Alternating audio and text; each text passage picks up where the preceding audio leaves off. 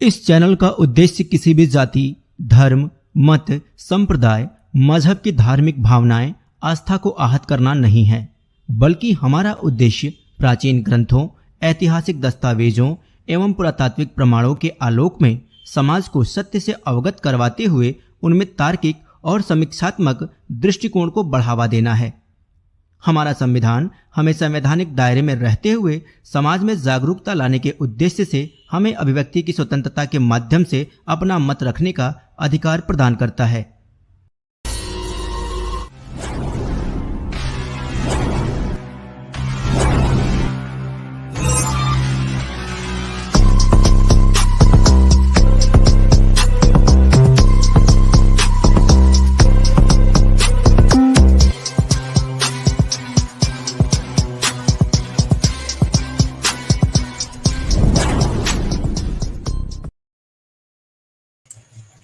नमस्कार साथियों, स्वागत है आप सभी का सनातन समीक्षा के एक और नए लाइव एपिसोड में। और जैसा कि आप सबको पता है कि कल एक स्ट्रीम हम करने वाले थे और कुछ नेटवर्क प्रॉब्लम की वजह से हमारा टॉपिक जो है वो ठीक से हो नहीं पाया, यानी कि कल हम जो विषय वस्तु थी उसको कंप्लीट नहीं कर पाए थे। तो आज हम उस विषय को पूरा करेंगे और उम्मीद करेंगे कि कल वाली असुविधा आज ना हो। और आज का विषय भी काफ़ी महत्वपूर्ण है, क्योंकि ये जो शब्द है ना, ये जो विषय है जिस पर काफ़ी टिप्पणियाँ की जाती हैं। अच्छा, तुम हिंदू हो तो ये बताओ, हिंदू शब्द भाई कितना पुराना है, कब से इसका अस्तित्व है? हिंदू शब्द तो भी बहुत 100-200 साल पहले आया है, पहले कोई हिंदू था ही नहीं। अभी एक बकलोल यूट्यूबर है जिसका नाम है साइंस चटनी, तो उसका ये कहना है, अरे ये तो मुगलों के टाइम पे हिंदू शब्द आया, मुगलों ने हिंदू शब्द को ईजाद किया। पता नहीं मुगलों को कौन सा बाप मानता है कि वो हर बात में मुगल, जब तक वो मुगल नहीं जोड़ता है तब तक काम ही नहीं चलता है। भाई जो इन्फॉर्मेशन खुद मुगलों को भी नहीं होगी ना, वो इन्फॉर्मेशन इस मुगलों के पूत को याद है। ये मुगलों का पूत कहता है कि भाई क्या नाम है, हिंदू धर्म तो भाई मुगलों के टाइम आया। हाँ, रामायण महाभारत तो मुगलों के टाइम लिखा गया। हाँ भाई, वेद पुराण तो मुगलों के टाइम में लिखा गया। हाँ भाई, जो कुछ हो सब अपने बाप के टाइम में बोलता है। और कुछ तो डरपोक भाई, इतना है हाँ। कि ट्विटर से ब्लॉक कर रखा है। और सुनो, अरे दोस्तों, एक मजे की बात बताता हूँ आज। मुझे नहीं पता था कि ये इतना बड़ा फट्टू आदमी है। यार भाई, मेरे ट्विटर पर मेरी 2 अकाउंट हैं। पहला तो एक सनातन समीक्षा के नाम से और एक मेरे खुद के नाम से। भाई आज कुछ लोग इसको ट्विटर पर जम के रिलाई कर रहे थे इसकी, तो उन्होंने मुझे भेजा कि भाई आप भी देखिए। अब ससुरा मैं ट्विटर पर इसका नाम लिख के सर्च कर रहा हूँ, ये मेरे को ट्विटर पे दिख ही नहीं रहा, दोनों आईडी पे नहीं दिख रहा। मैंने आज तक ट्विटर पर इसको ना यस बोला, ना नो बोला, ना भैया, ना हाय, ना हेलो, कुछ नहीं बोला। आज तक मैंने ट्विटर पर कभी इसको कोई रिप्लाई नहीं किया है। लेकिन मेरे रिप्लाई करने से पहले ही इस महानुभाव ने मेरी दोनों आईडी को ब्लॉक रखा है। मैं सर्च कर रहा हूँ तो ये मेरे को दिख ही नहीं रहा। भाई तेरे जैसा फटेड़ा आदमी मैंने जिंदगी में नहीं देखा यार। पहले तो व्हाट्सएप मतलब से हटाया था, अब ट्विटर से भी। ट्विटर पे तूने मुझे ब्लॉक क्यों किया भाई? मैं तो ट्विटर पे तेरे को यस या नो भी नहीं बोलता, हाय हेलो भी नहीं बोलता। इतनी फटी। उससे पहले एक व्हाट्सएप ग्रुप में थे, तो वहां से भी तो इसने अरे निकाल दिया था व्हाट्सएप और ग्रुप में तो व्हाट्सएप को कई सारे ब्लॉक कर व्हाट्सएप दिया। ग्रुप में गया, दो ही 3 दिन बर्दाश्त नहीं कर पाता था बेचारा। लेकिन मेरे को यार, ये आज पहली बार बहुत बुरा भाई लगा मेरे को यार। भाई मैंने तेरे को कभी भी ट्विटर पर कुछ भी नहीं बोला, उसके बाद से भी तूने मेरा नाम देखा कि मैं ट्विटर पर हूं तो तूने ब्लॉक कर दिया, वो भी दोनों आईडी। क्या करता मैं भाई? तेरे को मैं कुछ नहीं बोलता हूँ ट्विटर पर, मैं तो यहीं से बोलता हूँ जो बोल रहा होता है तेरे को। मतलब भाई बहुत तेज है, कसम से। इसको डर था कि कहीं मैं ट्विटर पर ना रेलूं इसको, तो भाई आईडी ब्लॉक कर दी। लेकिन अब मैं मिलता हूँ तेरे से, कल मिलूंगा मैं, टेंशन मत ले। कल मिलता हूँ। कितनी आईडी ब्लॉक करेगा? लेकिन मानना पड़ेगा यार, बहुत बड़ा फट्टू आदमी है ये तो। मतलब कुछ बोले भी नहीं हम, फिर भी ब्लॉक।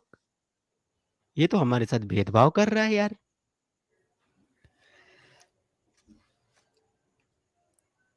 क्या बोलूं मैं।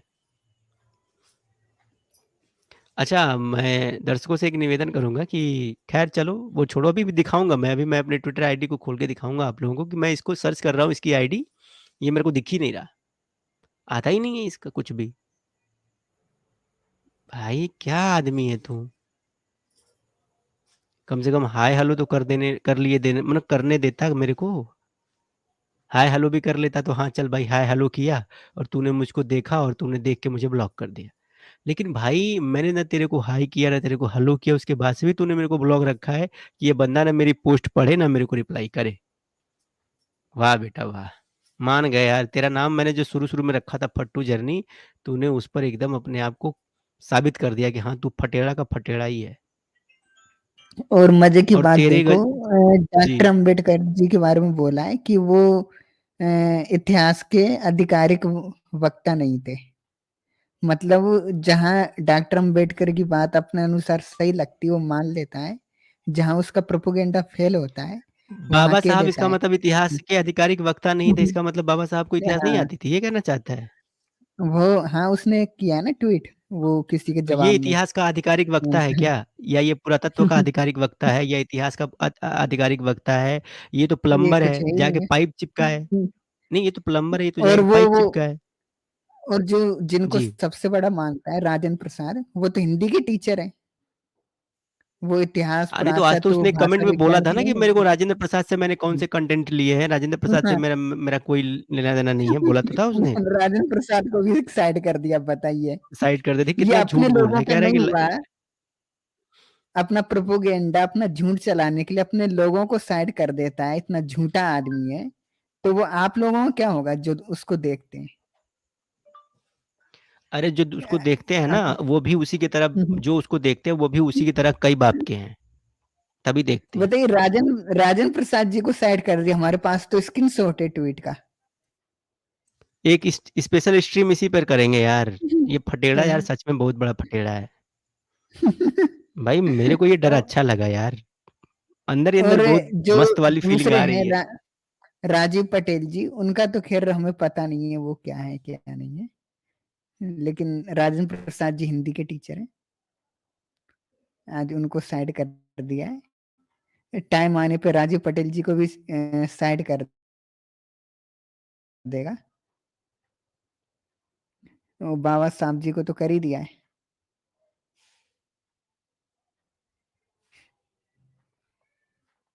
जी। हाँ जी, बोलिए। तो यही है कि इन लोगों का ये जो तरीका है ना कि भाई जब ये फँस जाता है ना, तो फिर बोलता है कि मैंने राजेंद्र प्रसाद से मेरा क्या लेना-देना। कह रहा है कि मैंने उनके किसी भी बात पर मैंने कोई वीडियो नहीं अब भाई तूने 2-3 वीडियो तो उन्हीं की उनको बुलाया भी है तूने अपने चैनल पे स्पेशल राजेंद्र प्रसाद को, फिर राजीव पटेल दोनों को तुमने बुलाया है, उनकी बुक को रेफ़रेंस तुमने दिया है, उनकी बुक्स को तुम चाटते हो, यहाँ तक कि उनकी फ़ेसबुक पोस्ट पर भी तुम वीडियो बना चुके हो। फिर भी बोल रहे हो कि मेरे को उनसे क्या लेना-देना? यार कितना गिरेगा रे भाई तू? मानना पड़ेगा यार। मतलब भाई अरे ये यही तो मौका चूक गए सर, कहाँ कर दिए? मौका चूक गए हम, हमें नहीं पता था कि अभी हमको ये रास्ते में ही ब्लॉक कर देगा। आज लोग ले रहे थे तो हमने मेरे को मैसेज किया किसी ने मेरे को एक भाई ने मेल किया, कहा कि कुशवाहा जी आप कहाँ पड़े हो? इधर देखो बहुत मस्त बात चल रही है। तो मैं गया देखने के लिए तो मैं तो देख रहा हूँ भाई मैं तो ब्लॉक हूँ। ये बंदा मेरे को दिख ही नहीं रहा है कहीं भी। भाई कसम से बता रहा हूँ, अंदर तक हिल गया। कुछ किया भी नहीं और बदनाम भी हो गया। ये वाली बहुत दिक्कत वाली बात है भाई। ख़ैर चलो छोड़ो। आज अपने विषय पर आते हैं और आज का जो हमारा टॉपिक है इस पर बात करते हैं। आज जो हमारा विषय रहेगा ये हम आपको दिखा दें। हुँ। और ये विषय हमेशा के लिए महत्वपूर्ण है क्योंकि अक्सर हम लोगों को इसी चीज़ पर घेरने की कोशिश की जाती है। कि भाई हिंदू शब्द का इतिहास क्या है? हिंदू शब्द कितना प्राचीन है? फलाना-ढिमका, हिंदुओं में क्या है या हिंदू फिर कैसे हैं? तुम्हारा अस्तित्व क्या है? तुम्हारा नाम वगैरह कब से पड़ा? कब से तुम हिंदू लिखते हो या तुम्हारी पहचान क्या है? वगैरह-वगैरह। ये तो मुगलों की गाली है, ये है, वो है, बहुत सारी बातें की जाती हैं। लेकिन आज हम इस चीज़ को जानेंगे कि क्या सच में जो मुगल या फिर जिन पारसियों को कहा जाता है या फिर इनको उनको कहा जाता है कि भाई इन्होंने ऐसा कर दिया, उन्होंने वैसा कर दिया, ये कह दिया, वो कह दिया। तो हिंदू शब्द का अस्तित्व क्या है? इसका ऐतिहासिक और पुरातात्विक साक्ष्य क्या है? कब से मिलना शुरू होता है? यानी कि देखिए, हिंदू शब्द का मिलना ये भारतीयता का एक आशय है कि भारतीय लोगों को हिंदू या फिर भारत को हिंदुस्तान के नाम से कब से जाना जाता है। तो आज हम इन्हीं विषयों पर बात करेंगे। तो सबसे पहले आज जानेंगे कि हिंदू शब्द कितना प्राचीन है। फिर ये जानेंगे कि हिंदू शब्द का प्राचीन अभिलेखीय प्रमाण क्या है। उसके बाद बात करेंगे कि प्राचीन इतिहास में भारत को या भारतीयों को किस नाम से जाना जाता था। और उसकी अगली कड़ी में बात करेंगे कि हिंदू शब्द को भारत से बाहर किस-किस रूप में संदर्भित किया गया है। तो ये 3-4 मूल विषय हैं आज के, और आज हम इन्हीं चीज़ों पर चर्चा करेंगे और फैक्ट के साथ बात करेंगे। तो चर्चा शुरू करते हैं, और चर्चा शुरू करने से पहले मैं चाहूँगा नटराज जी से कि आज के स्ट्रीम पर एक संक्षिप्त टिप्पणी रखते हुए आगे बढ़ते हैं। जी नटराज जी।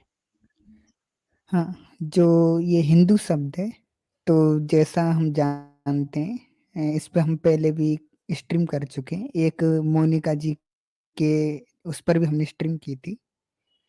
तो कुछ प्रमाण तो वही हैं, और एक प्रमाण इसमें हमने अतिरिक्त जोड़ा है, वो जानना महत्वपूर्ण है, क्योंकि उसमें हिंदुस्तान शब्द है और बाकी में हिंदू शब्द है। तो ये जो हिंदू शब्द है वो वैदिक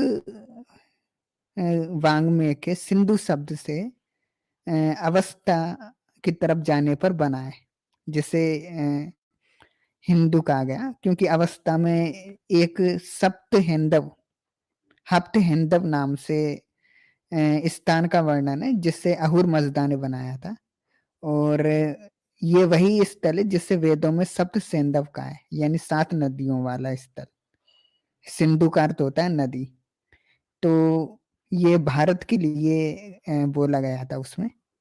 मतलब ईश्वर ने ये सप्त सेंधव जो स्थल है वो बनाया है, अर्थात हिंदुस्तान या भारत को बनाया। तो वहां सैका है हो जाने के कारण सप्त तो हो गया हप्त, और जो सेंधव था वो हो गया हेंदव। तो यहाँ से सिंधु को हिंदू कहना शुरू हुआ। और जो डेरियस प्रथम है, उन्होंने भी सिंधु तट के निवासियों के लिए हिंदू शब्द का प्रयोग किया, क्योंकि जो बाहरी पर्शियन लोग थे वो भारत में सिंधु नदी के तट से होकर प्रवेश करते थे। तो उस नदी या नदियों का नाम सिंधु होने कारण, क्योंकि हमारी जो अधिकतर सभ्यताएं हैं, वो किसी न किसी नदी के आगे बसी हैं, जैसे गंगा के आगे, सिंधु नदी के आगे, सरस्वती नदी के आगे, या नर्मदा, ताप्ती जो भी है, या चंबल नदी। तो इसलिए हमें नदी का जो दूसरा नाम है वो सिंधु है। हर नदी को सिंधु बोला जाता है, नदी का अर्थ सिंधु होता है। और बाद में सिंधु नदी के लिए सिंधु शब्द रूढ़ हो गया। तो वो जब भी भारत में आते थे तो वो सिंधु तट से आते थे, तो सिंधु का हिंदू उच्चारण करते थे, और यहाँ के निवासियों को वो हिंदू कहने लग गए। तो ये एक हमारी भौगोलिक पहचान है हिंदू। और अधिकतर जितनी बाहरी जगह वहां हमें हिंदू ही कहा जाता है। अब हिंदू से इंदूस और इंडिया कैसे बना? देखिए, जो ग्रीक यात्री थे या ग्रीक जो फिलोसफर थे, वो डायरेक्ट भारत नहीं आए। उन्हें डायरेक्ट भारत की बारे में जो सबसे पहले जानकारी मिली है, वो उन्हें पर्शियनों से ही मिली है। जैसे हेरोडोटस है, हेरोडोटस भारत नहीं आया, उसने भारत के विषय में पर्शियन से सुना था कि भारत में सोना खोदने वाली चींटियां होती हैं। और उस तो जब उसने पर्शियन से सुना, तो पर्शियनों ने हमारा तब तक नाम क्या रख दिया था? हिंदू।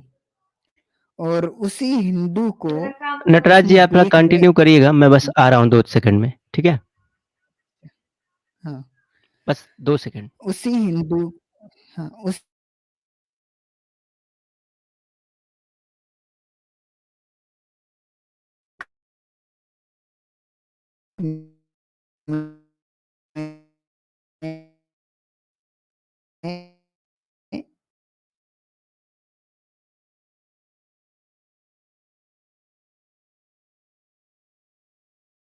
अस्तित्व में आए।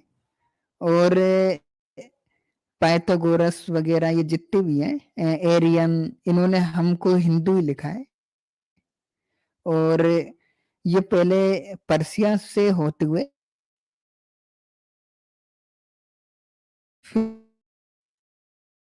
फिर भारत, तो इस कारण हिंदू, इंडिया, इंडू ये शब्द कहा जाने लगा। तो अब हम आगे इसको शुरू करेंगे जी।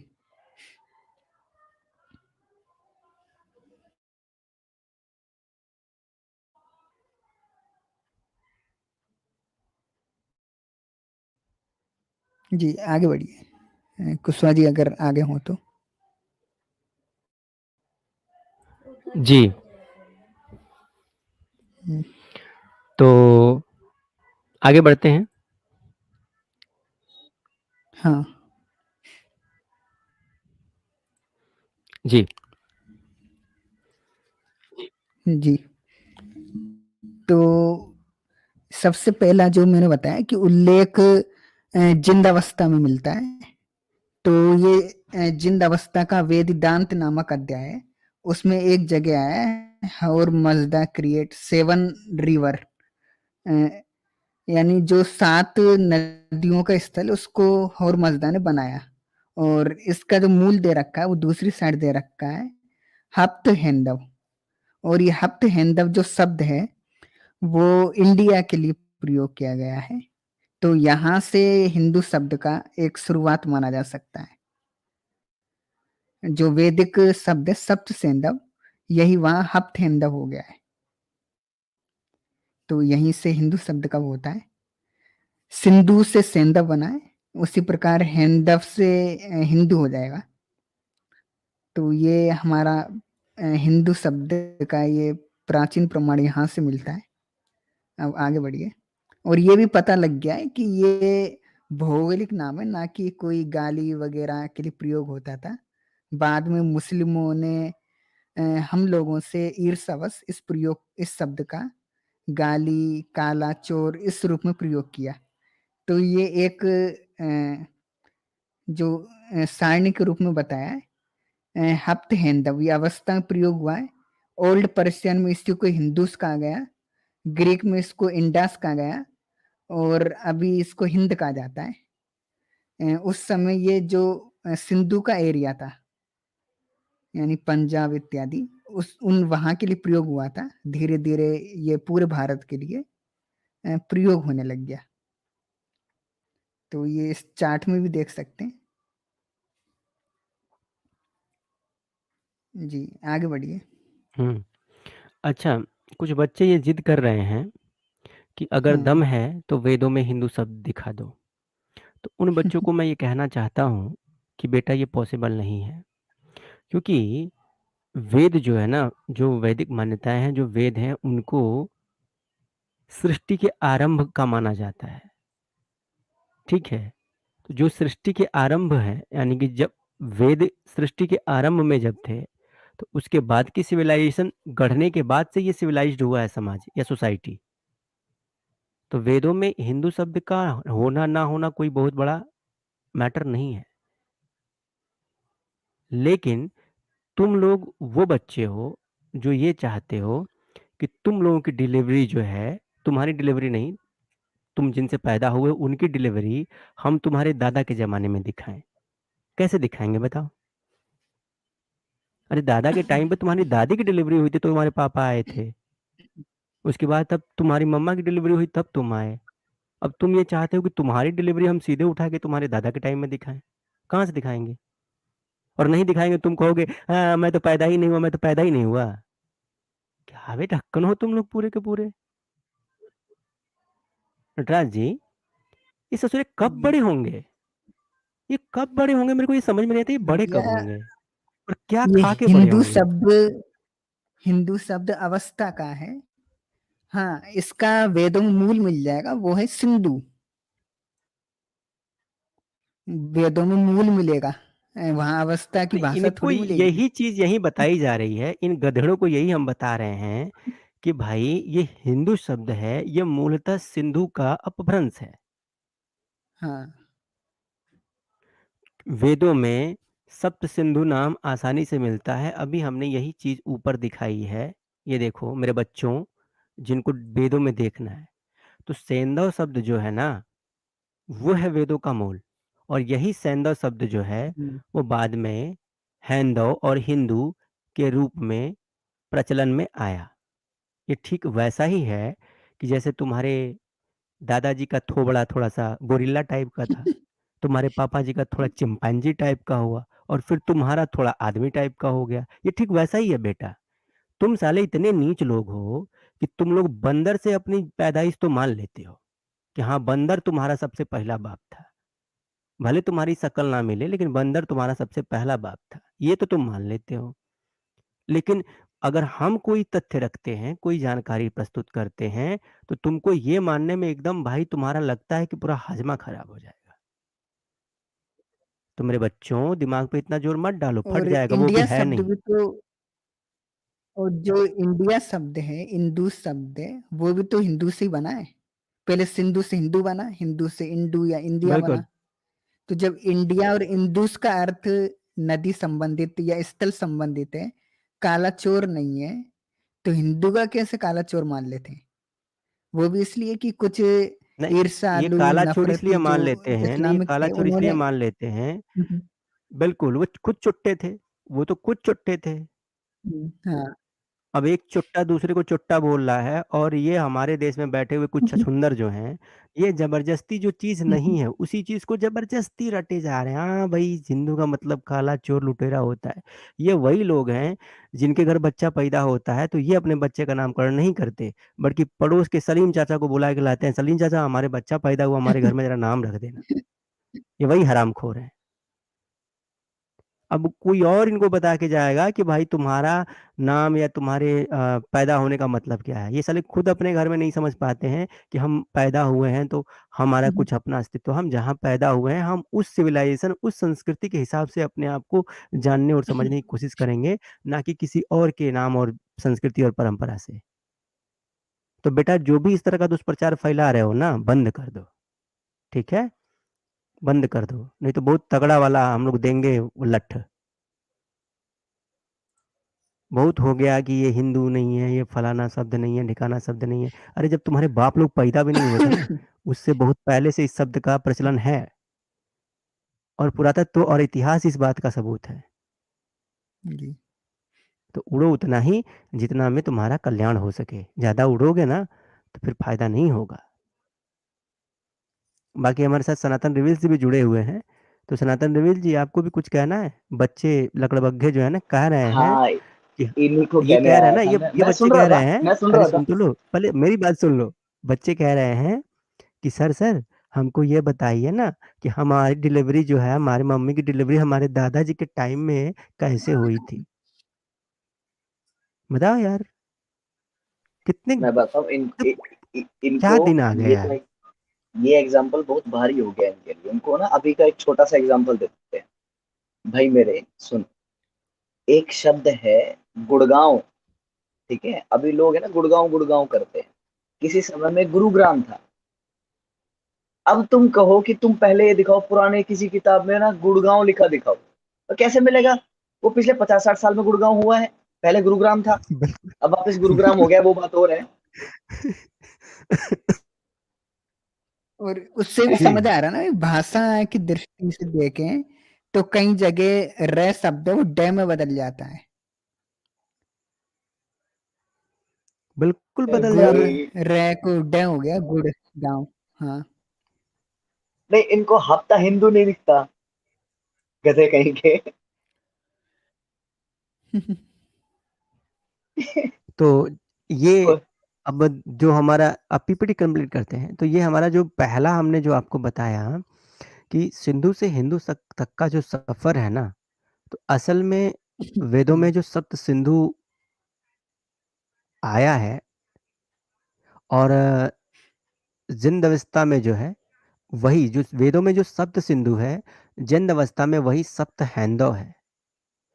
अब बाहरी लोगों के लिए जो हैंदव जो है, ये बाद में हिंदू होना स्वाभाविक है, क्योंकि सप्त सिंधु आपका जिंदावस्था में सप्त हैंदो तो तभी अ, प्रचलन में आ गया था। कुशवाहा जी, एक एक सवाल है जी। जो देवव्रत जी ने पूछा है कि हम्म। इंदु से चंद्रमा, मतलब ये कह रहे हैं कि हिंदू से इंदु हुआ या फिर इंदु चंद्रमा का एक और नाम है, 7 चंद्रवंशी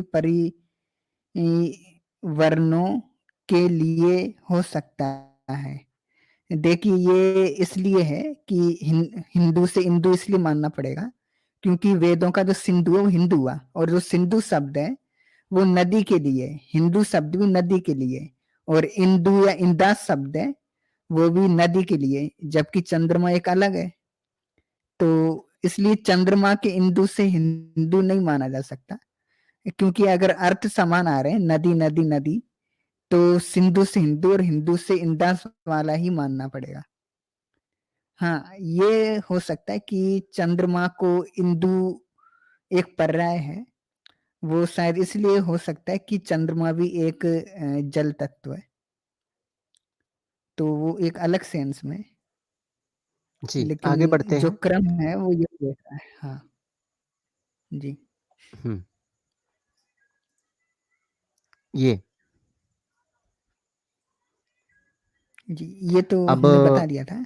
ये एक बार मैं कम कर देता हूँ दर्शकों को। अब जैसे जी, हमने अभी आपको ऊपर बताया कि वेदों का जो सप्त सैंधव है, वही जो है वो जिंद अस्वेता में जो है, या अवेस्ता में ये सप्त हैंदव हो जाता है। और अगर इस चीज को अवस्था। और बारीकी से अगर आपको समझना है एक चार्ट के साथ, तो ये देखिए, अवेस्ता में 7 स्थानों के नाम में, जो जिन अवेस्ता है इसमें 7 स्थलों के नाम दिए गए हैं। इनमें एक नाम जो मिलता है हमें, वो सप्त हिंदू मिलता है, जो कि भारत के लिए प्रयुक्त किया गया है। ये आप देख सकते हैं नीचे वाली हप्त हिंदू, ये देखिए सबसे नीचे, ये सब हप्त हिंदू, हिंदुत्वा, ठीक है, या हिंदुआ, हिंदावा, सॉरी हिंदुत्वा नहीं है, ये हिंदवा है।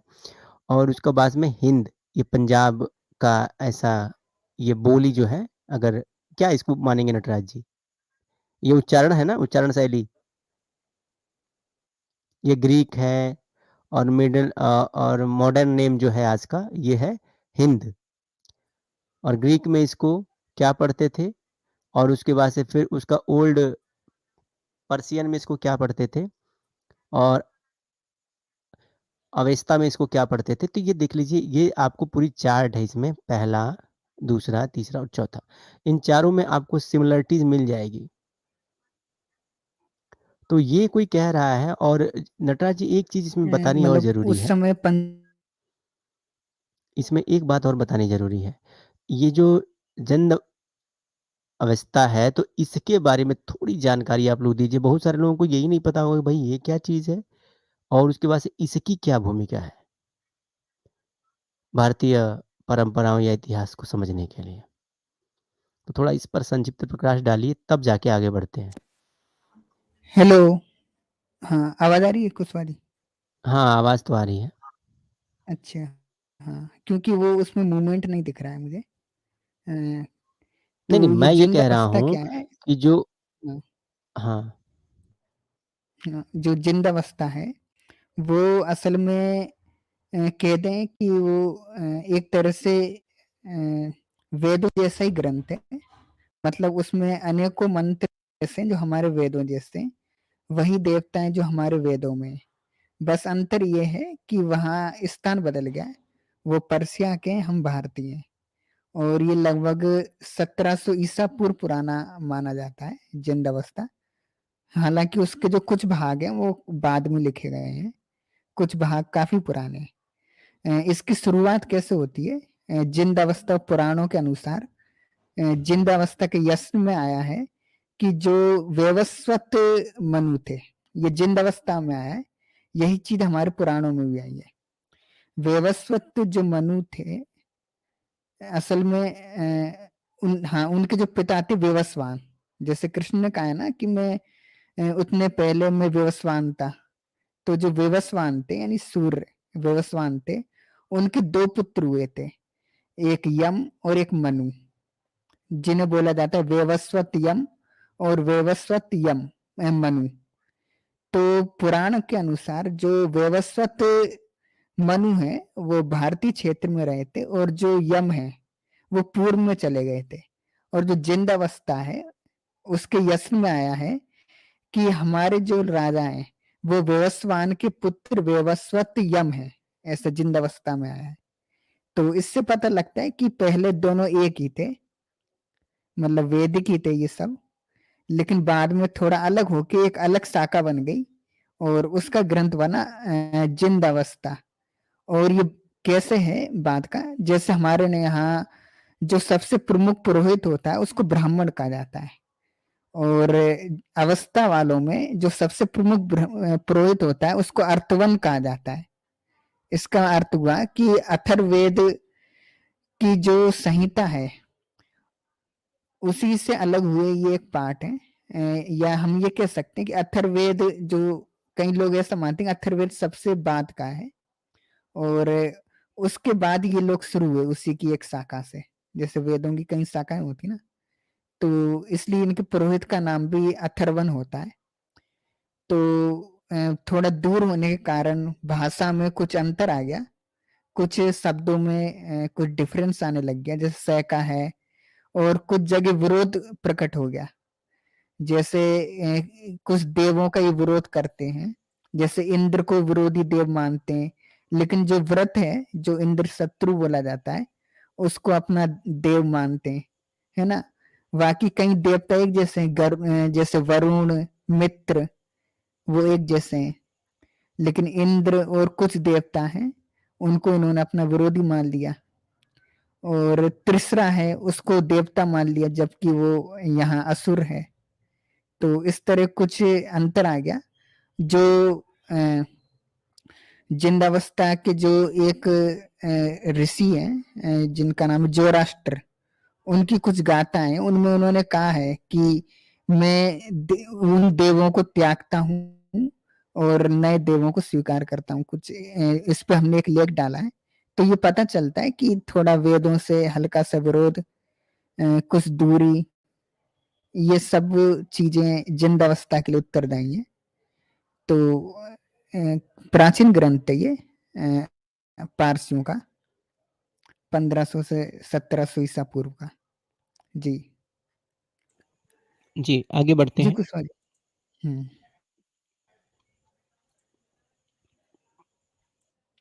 तो ये 500 ईसा पूर्व का भी लेख है, लगभग यही टाइम पीरियड बुद्ध का माना जाता है। तो इसमें भी देखिए हिंदू शब्द का प्रयोग किया है, हिंदू शक, अलग अलग देशों के नाम है, उनमें भारत के लिए हिंदू शब्द का प्रयोग किया है इसमें। हाँ, तो चुलबुल पांडे के बच्चों, जो कह रहा था कि ये बहुत बात का है, मुगलों के टाइम का नाम है, फलाना टाइम का नाम है, अंग्रेजों के टाइम का नाम है, तो बेटा आँखियाँ फाड़ो और जरा देखो, ये अभिलेख है डेरियस का, और डेरियस का अभिलेख 500 ईसा वर्ष पूर्व है, यानी कि जिस टाइम तुम्हारे पापा का होना तुम मानते हो, तो तुम्हारे उसी पापा के टाइम का भी अभिलेख है। और ये अभिलेख है, ऐसा नहीं है कि कोई ब्राह्मण, डेरियस ब्राह्मण तो नहीं था ना, नहीं, मनुवादी ये भी तो नहीं था पारसी था, डेरियस। पारसी था, ये नहीं, वही जिंद कह रहा अवस्था हूँ, मानता था मनुवादी भी ये। नहीं था हाँ, नहीं। और ब्राह्मण भी नहीं था। तो ये देखो, डेरियस ने अपने अभिलेख में भारत को हिंदूस के नाम से क्या किया है, संदर्भित किया है। और तुम बेटा लोग मुंह उठा के बार बार ये पूछते हो, अच्छा हमको ये बताओ कि हिंदू कहाँ लिखा है। बेटा तुम्हारे पापा जब पैदा हुए थे ना, तो उसी टाइम हिंदू ना अभिलेखों पर लिखा हुआ था। तो अब मत पूछना कि हिंदू कहाँ लिखा हुआ है, वरना हिंदू पछवाड़ा लाल कर देंगे दौड़ा दौड़ा के। ठीक है, आगे चलिए। जी आगे बढ़िए।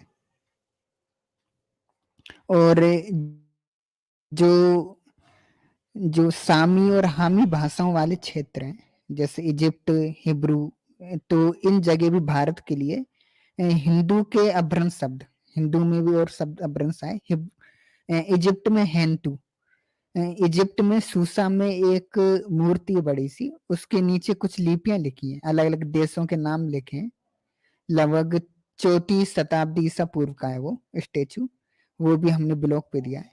तो उसमें भारत के लिए हेंतु लिखा है और एक महिला को घुटने में मोड़ते हुए दिखाया गया है। अलग अलग देशों को ऐसे ही दिखाया गया है, उन सब के नाम लिखे, जैसे गांधार भी लिखा है उस पे शक भी लिखा है, बेबीलोन भी लिखा है। उसी तरह इंडिया के लिए हेंतु लिखा है और हिब्रू में होंदू। बाइबल का जो हिब्रू वर्जन है उसमें ये होदू शब्द का प्रयोग हुआ है भारत के लिए। तो ये सब हिंदू के अपभ्रंश हैं। जी आगे बढ़िए।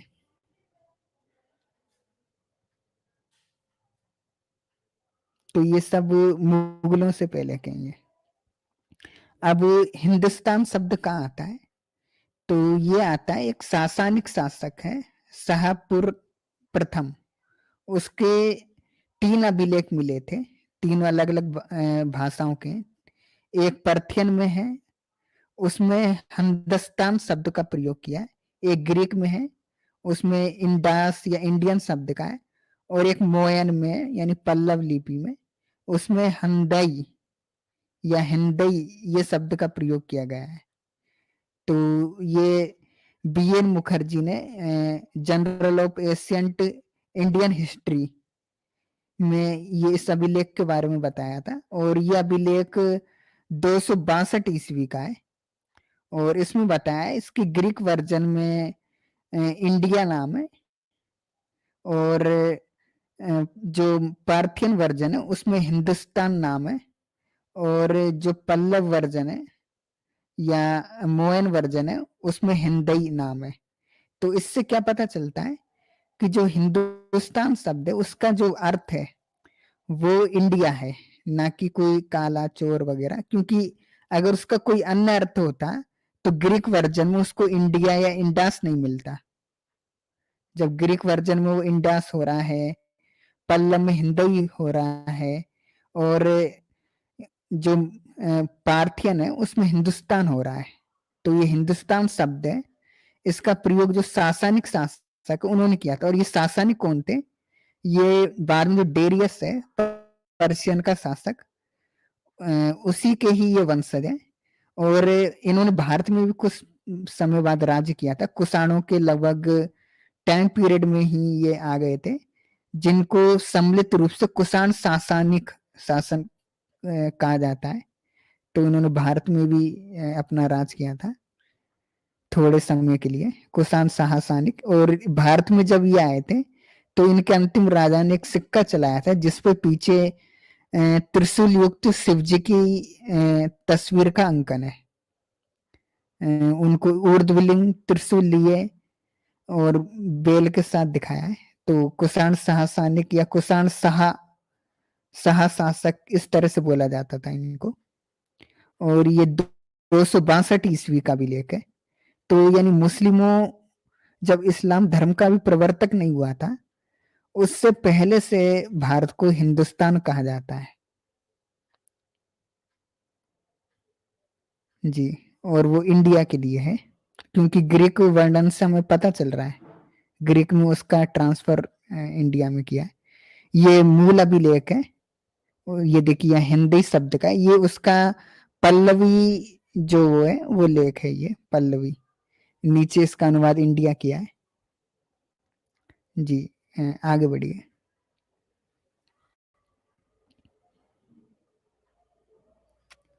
और ये तुलना करके चार्ट बनाए, तीनों जो अभिलेख है त्रिभाषी, तो उनमें क्या क्या शब्द हैं देखिए। ये पल्लवी या मान वर्जन उसमें हिंदई, ये पार्थियन में हिंदुस्तान और ग्रीक में जो इंडास या इंडिया जो प्रयोग करते हैं वो है।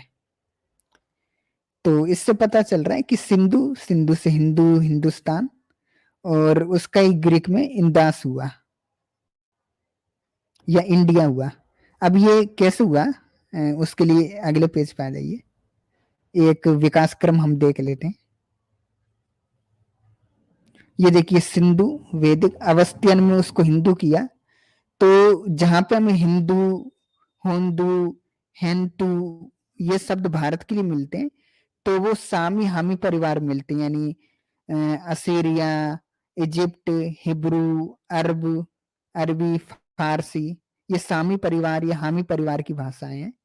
तो इनमें है से मिलते जुलते शब्द मिलते हैं हिंदू के लिए या भारत के लिए।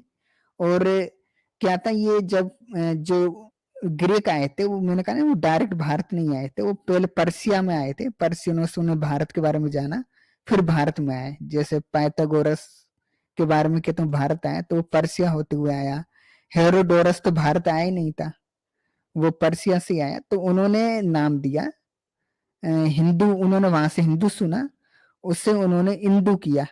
तो जितनी भी उससे संबंधित भाषा, इंडो यूरोपियन भाषा, वहाँ इंडिया, इंडूस, इंडास, इंडिया, इस तरह के शब्द मिलते हैं। तो वहाँ ई से शुरू होने वाले शब्द मिलते हैं और यहाँ है से। तो इस तरह से हम हिंदू इंडिया कहलाए हैं और काफी पुराने समय से ये, जो बाद में हम लोगों से जलन के कारण जब भारत पे इस्लामिक आक्रमण हुआ और उनके जो लेखक थे, डिक्शनरी बनाने वाले, उन्होंने इस शब्द को गलत अर्थों में प्रयोग किया। जैसे हम आज मलेश शब्द को केवल मुस्लिमों के लिए मानते हैं, लेकिन जबकि मुस्लिमों के लिए नहीं है, वो शब्द अलग शब्द है, लेकिन हम उनके व्यवहार को देख के उसका प्रयोग उनके लिए करते हैं। उनके लिए आज वो रूढ़ हो गया है। वैसे ही उन्होंने हिंदू शब्द को इस तरह रूढ़ बना दिया। तो ये है हिंदू। ये हमें अभिलेखों में 500 ईसा पूर्व, हिंदुस्तान शब्द 200 ईस्वी, दोनों ही इस्लामिक उत्पत्ति से काफी प्राचीन है। जी। और बुद्ध जी। जब पैदा हो रहे थे तो उसी समय जो है ये जो शब्द है, ये देखिए अभी हमने आपको दिखाया भी, यहाँ पर दिखाया भी कि जब बुद्ध पैदा हो रहे थे तो उसी समय डेरियस अपने अभिलेखों में ये जो शब्द है ना हिंदूस, वो लिखवा चुका था भारतीयों के परिप्रेक्ष्य में, यानी कि भारत के लोगों के परिप्रेक्ष्य में। तो कोई अब ये मत बोल देना कि भैया ये मुगलों के टाइम ये नाम अस्तित्व में आया, अंग्रेजों ने ये नाम दिया, फलाने ने ये नाम दिया, ढिकाने ने ये नाम दिया, ऐसी गलती मत करना, ठीक है? क्योंकि अब इस स्ट्रीम को देखने के बाद से जो लोग हैं ना वो जागरूक हो चुके हैं। अब अगर उंगली करोगे तो वो बांस लेके खड़े रहेंगे, ठीक है ना? अब कोई दोबारा चोंच नहीं चलाना इस शब्द को लेकर के। तो उम्मीद है कि दर्शकों को इस स्ट्रीम से कम ये तो पता चल गया होगा कि ये जो प्रचलन है, यानी कि भारतीयों को ये जो पहचान मिली हिंदू की, ये पहचान कैसे मिली, इसका आधार क्या है, और इसके प्राचीन जो एविडेंस है, यानी कि प्राचीन जो अभिलेख हैं, या फिर भारत से बाहर जो हम सबको पहचान मिली, यानी कि भारतीय लोगों को भारत से बाहर जो पहचान मिली, जो नाम मिला, वो नाम क्या था? तो वो नाम यही था, हिंदू। अगर इसका ओरिजिन देखने की कोशिश करेंगे कि ये इसका ओरिजिन क्या है, ये आया कहाँ से है, तो ये वेदों के सप्त सैंधव से ही इसका ओरिजिन है, यानी कि इसकी व्युत्पत्ति है। तो ये कह देना कि नहीं भाई ये तो बात का है, ये तो किसी ने कर दिया वैसे वैसे, ये बिल्कुल बेवकूफ़ी वाली बात है। और इस चीज़ से आपको कहीं भी अपने अंदर किसी भी तरह का गिल्टी फील करने की आवश्यकता नहीं है कि भाई हिंदू का मतलब गाली होता है। कतई नहीं होता, क्योंकि ये हिंदू का मतलब गाली होना जिस टाइम में दर्शाया जाता है, उससे बहुत पहले ही इस शब्द का प्रचलन भारतीयों के लिए होता आया है और सम्मान सूचक रूप में होता आया है। यहाँ पर आपको पता चल जाएगा कि हिंदू का मतलब ये है कि भाई नदियों से घिरा हुआ परिक्षेत्र या नदियों से घिरे हुए परिक्षेत्र के रहने वाले लोग। ये अपने आप में कहाँ से गाली आ जाएगी यार? इसमें कौन ढक्कन है जो इसमें ये कह रहा है गाली है, गाली है? और कुछ हमारे खुद के लोग जो है ना भ्रमित हैं इस चीज़ को लेकर के। तो भ्रम ना पालें, जानकारी सुदृढ़ करें और किसी भी तरह का वाद विवाद ना करें कि नहीं हम तो अपने आप को ये कहेंगे, नहीं हम अपने आप को ये कहेंगे। आप अपने आप को जो भी मानना चाहते हैं, कहना चाहते हैं, कहें, लेकिन जो हिंदू शब्द पर अभी तक जो टिप्पणियाँ रहीं कि नहीं भाई हिंदू शब्द तो भाई ऐसा है, वैसा है, इसका मतलब काला चोर, लुटेरा, डाकू होता है। तो ये जो चीज़ है ये दिमाग से बिल्कुल आप निकाल दें, ऐसा कहीं कुछ नहीं होता। और ये बात हम हवा में नहीं कह रहे, ये हम अभिलेखित साक्ष्यों और प्राचीन प्रमाणों और भारत से इतर जो अन्य प्रसंग हैं जिनमें भारतीयों को किन नामों से जानने और समझने की कोशिश की गई है, उसके आधार पर हम ये कह सकते हैं कि बिल्कुल हिंदू का वो अर्थ नहीं है, जो अर्थ आज वर्तमान में हमारे वामपंथी कामिल लिब्रांडू और गजपूत दर्शाने की कोशिश करते हैं, वो बिल्कुल नहीं है। तो इन सब चीज़ों से बाहर आएँ, हीन भावना का त्याग करें और गर्व से कहें कि हम हिंदू हैं। जी, तो अभी इस स्ट्रीम का जो है हमारा पीपीटी जो सेगमेंट है वो हमारा कंप्लीट हो चुका है और अभी हम बढ़ेंगे अपने डिस्कशन की तरफ, यानी कि डिस्कशन सेगमेंट की तरफ बढ़ेंगे डिस्कस के लिए। तो डिस्कस शुरू करने से पहले मैं आप सबसे बता दूं कि जो भी लोग ये स्ट्रीम देख रहे हैं और जो भी लोग सक्षम हैं और अगर उनको हमारे द्वारा दी गई जानकारी अगर अच्छी लगती है और अगर वो ये चाहते हैं कि ऐसे ही रिसर्च भरी जानकारी उनको आगे भी मिलती रहे, तो इस तरह की रिसर्च और जानकारी को आगे देखते रहने के लिए आप लोग सनातन समीक्षा का आर्थिक रूप से भी सहयोग करें, क्योंकि इस तरह की जानकारी जो है ये पुस्तकें हम घर में नहीं छापते हैं, इनको पढ़ने के लिए हमें खरीदनी पड़ती हैं, तैयारी करनी पड़ती है, जानना पड़ता है, खोजना पड़ता है, तो समय लगता है, अर्थ लगता है। तो समय तो हम दे देंगे, अर्थ आपसे आग्रह है कि आप अगर सक्षम हैं तो अर्थ का योगदान करें। योगदान करने के लिए आप हमें यूपीआई के माध्यम से, गूगल पे के माध्यम से, फ़ोन पे और पेपल के माध्यम से सहयोग कर सकते हैं। स्क्रीन पर आप हमारी आईडी देख सकते हैं कि गूगल पे आईडी क्या है, फ़ोन पे आईडी क्या है और यूपीआई क्या है। तो प्लीज़ अगर आप सक्षम हैं तो सनातन समीक्षा की इस मूवमेंट को हेल्प करें, मदद करें।